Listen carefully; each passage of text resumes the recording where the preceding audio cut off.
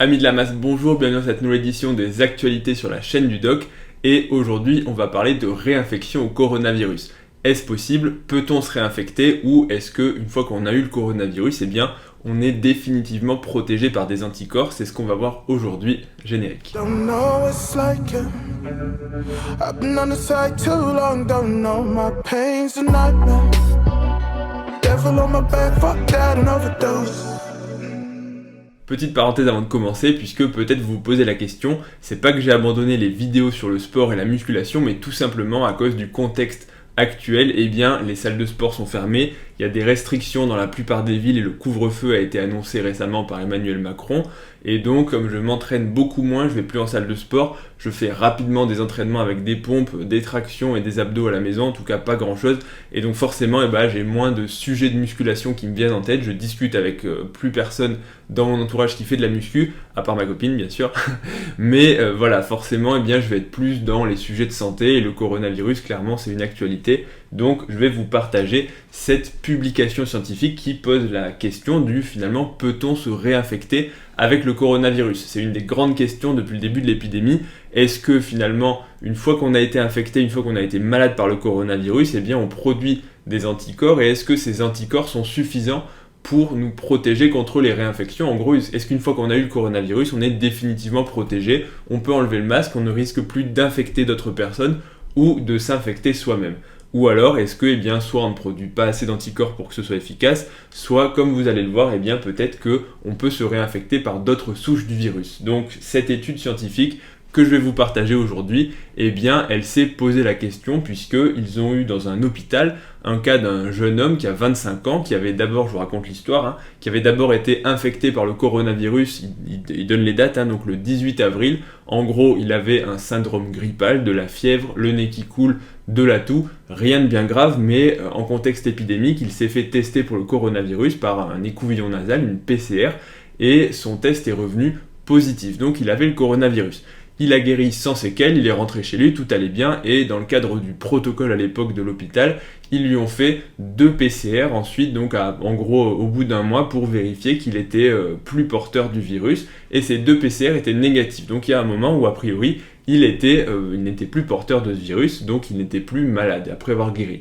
Et l'histoire un petit peu plus tard, elle est fin mai, en gros je crois que c'est le 28 mai, il se représente après avoir à nouveau des symptômes, cette fois-ci un petit peu plus graves, puisqu'il a également de la toux, de la fièvre, mais cette fois-ci, il a des difficultés respiratoires et donc il va être admis à l'hôpital, mis sous oxygène. C'est une forme, on va dire, grave dans le sens où elle nécessite de l'oxygène, mais ça n'a pas été une forme nécessitant la réanimation, l'intubation ou autre. C'est juste pour dire que par rapport à la première fois où finalement il avait eu un peu de toux, un peu le nez qui coule, en gros pas grand-chose, cette fois-ci, la deuxième fois, il avait nécessité de l'oxygène. Dans son entourage, un de ses parents était porteur du coronavirus avec lui aussi des symptômes, et la question, donc, puisqu'on lui a refait une PCR du coronavirus qui était à nouveau positive, la question c'est, est-ce que cet homme-là s'est réinfecté? Et donc si oui, on aurait bien la preuve qu'on peut être infecté une première fois, guérir, ne plus avoir le coronavirus, et puis plus tard, en gros 2 mois plus tard, se réinfecter par le coronavirus. Donc les auteurs de l'étude, ils ont fait venir les prélèvements, ils les ont analysés, et je vais vous passer les détails techniques, mais en gros, premièrement, ils ont confirmé que les échantillons appartenaient bien à la même personne, puisqu'ils ont vérifié l'ADN de la personne qui était sur le prélèvement pour vérifier qu'en gros, c'était pas un micmac d'échantillons, donc oui, c'est bien la même personne. Et deuxièmement, ils ont confirmé les résultats bien sûr, mais donc du coup, troisièmement, analysé le variant génomique, donc c'est-à-dire en gros, quelle est la souche du virus, quelle est la souche du coronavirus.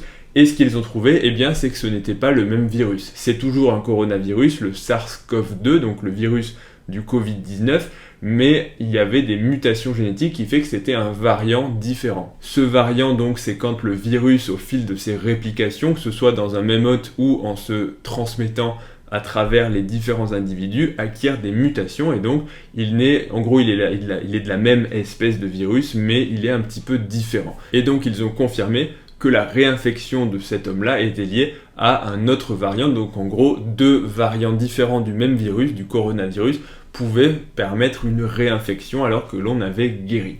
Et ça peut poser problème parce que vous vous en doutez, ça voudrait dire que même si c'est quelque chose de rare, encore une fois, il y a quelques cas rapportés. Alors le case report, donc, il a été soumis en gros en juin ou en juillet. Donc à l'époque, il y avait 5 cas décrits dans la littérature, donc c'était en gros au début de l'épidémie, on venait de passer la première vague, et probablement que depuis, il y en a plus, de même que toutes les personnes s'étant réinfectées n'ont pas été publiées, mais malgré tout, ça reste, je pense, quelque chose de rare, puisque c'est pas quelque chose qu'on voit régulièrement. Mais ça veut quand même dire que c'est possible, et donc il va falloir prendre des mesures. 2 autres choses soulevées par les auteurs, la première c'est concernant du coup, pourquoi est-ce que l'infection était plus sévère. Ils se sont dit, pourquoi est-ce que cet homme-là, eh bien la première fois il a fait une infection qui était pas asymptomatique, il avait des symptômes, mais pas grave, alors que la deuxième fois il a nécessité de l'oxygène. Alors qu'on pourrait se dire, même s'il se réinfecte, la deuxième forme va être moins grave que la première, et pourtant c'est pas le cas.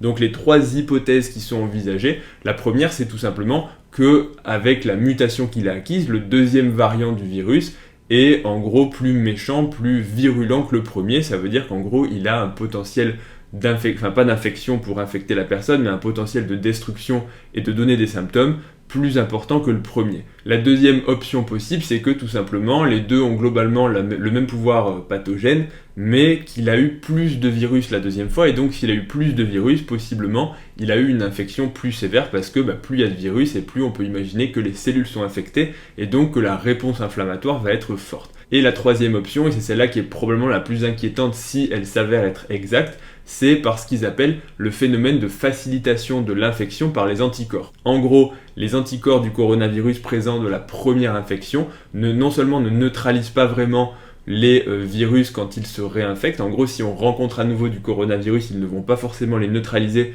s'ils sont un petit peu différents, mais surtout, ils pourraient faciliter par le biais de divers mécanismes qui sont un peu complexes, mais la seule chose à comprendre c'est ça, mais ils pourraient faciliter une infection. En gros, le fait d'avoir des anticorps va potentialiser l'infection, donc le virus va se lier à l'anticorps et va pouvoir infecter plus de cellules et plus facilement. Et ça, c'est un mécanisme qui n'est pas de l'invention, c'est quelque chose qui a été prouvé pour d'autres virus, notamment le virus Zika, le virus de la dengue ou encore le virus de la fièvre jaune. Donc c'est quelque chose qui existe, mais pour le coronavirus, on ne sait pas. La chose qui serait délicate si c'était le cas, ça veut dire que pour les personnes qui ont déjà eu le coronavirus, s'ils se réinfectent, potentiellement, ils vont avoir des infections plus sévères.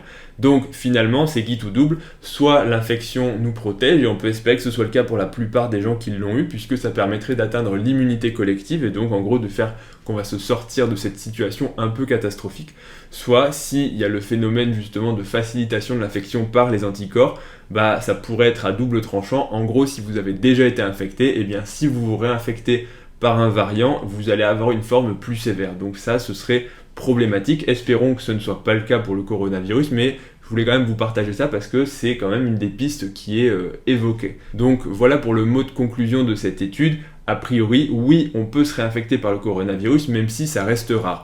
En conséquence, il faut malgré tout continuer de respecter les mesures barrières en portant le masque. Je pense que c'est quelque chose de sensé à faire, notamment quand on est en public avec d'autres personnes, par respect pour soi, pour ne pas s'infecter, même si vous l'avez déjà eu, mais aussi pour potentiellement éviter d'infecter les autres. Alors oui, bien sûr, je sais ce que vous allez dire, etc. C'est le cas sur toutes les vidéos du coronavirus, il y a toujours une armée de personnes qui arrivent dans les commentaires, mais allez-y, n'hésitez pas, au final on peut débattre, il n'y a pas de problème. Et la deuxième chose aussi, c'est justement de maintenir la distanciation sociale, et je pense qu'il faut malgré tout tous jouer le jeu. Après, on peut discuter pourquoi la fermeture des salles de sport, etc. Et franchement, ça me fait pas plaisir non plus. Maintenant, est-ce que c'est une bonne mesure ou pas ? C'est sûr, quand on compare les salles de sport au métro bondé, je comprends un peu le problème de logique là-dedans, mais malgré tout, c'est vrai que c'est difficile d'interdire le métro, parce que sinon, comment les gens vont travailler ? Donc je n'ai pas de réponse à cette question, je ne fais pas de politique, et heureusement, parce que c'est vraiment des choses qui me dépassent. Bref, j'espère que la vidéo vous aura plu, un petit fait d'actualité en rapport avec le coronavirus. N'hésitez pas à mettre un pouce bleu si la vidéo vous a plu, à vous abonner à la chaîne, ça fait toujours plaisir, à laisser des commentaires pour le référencement, même si vous avez rien à dire. Merci de rester poli, en tout cas pour tout le monde. Et puis, retrouvez-moi sur Instagram, ledoc.pm, et je vous dis à bientôt pour la prochaine vidéo. Et vous inquiétez pas, les vidéos sur le sport et sur la muscu vont revenir, je vous promets, mais chaque chose en son temps. Salut à tous.